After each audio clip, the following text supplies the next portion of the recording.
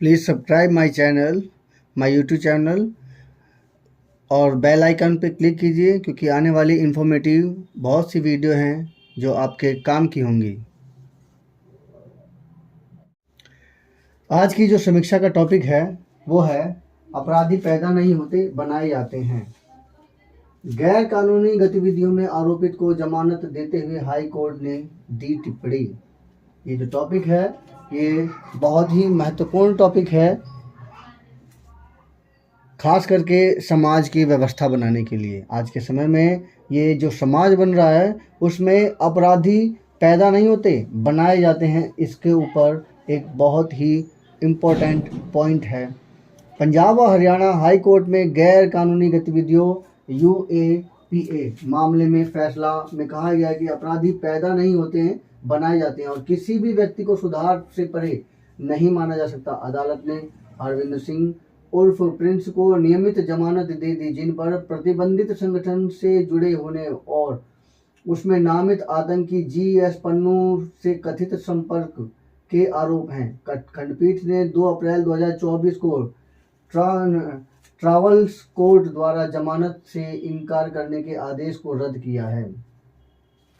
Justice Upendra Singh Grewal और justice दीपक की पीठ ने सुनवाई के दौरान कहा कि मानव में सुधार की अपार संभावनाएं होती हैं और इस संत का अतीत और हर पापी का भविष्य होता है। संविधान का अनुच्छेद 21 जीवन और व्यक्तिगत स्वतंत्रता का अधिकार देता है, जिसमें त्वरित सुनवाई का अधिकार भी निहित है और यह अधिकार पवित्र है। मामला 28 जुलाई 2022 को अम्बाला के बलदेव नगर थाने में दर्ज FIR से जुड़ा है। FIR भारतीय दंड संहिता की धारा 153A कई समूहों के बीच वैमनस्य फैलाना 120B आपराधिक साजिश व UAPA की धारा 13 के तहत दर्ज की गई थी।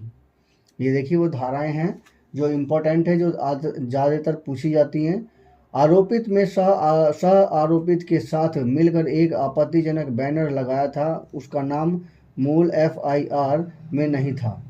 बाद में पटियाला के एक अन्य मामले में सह आरोपी के खुलासे के आधार पर उसे जमानत किया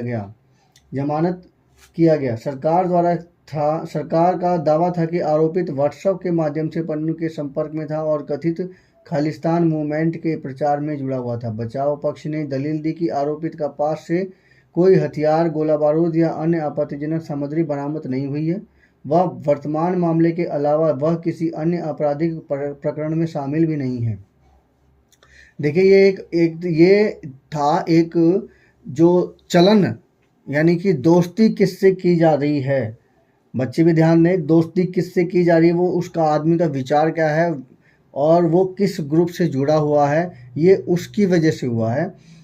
और ऐसे में आदमी ज़्यादातर फंस जाता है। देखिए यहाँ पर वो कह रहा है कि कोई भी आपराधिक मामला नहीं है, कोई भी आपत्तिजनक सामग्री बरामद नहीं हुई है, इसके बावजूद भी वो ये सब काम हो रहा है। पेश हिरासत प्रमाण पत्र से स्पष्ट होता है कि आरोपित 3 साल 2 माह से अधिक समय से जेल में है। 14 अभियोजन गवाहों में से केवल 7 के बयान दर्ज हो गए हैं और ट्रायल समाप्त होने में कोई तात्कालिक संभावना नहीं दिख रही। अदालत में कहा है कि लंबी पूर्व ट्रायल हिरासत स्वयं में दंड का रूप नहीं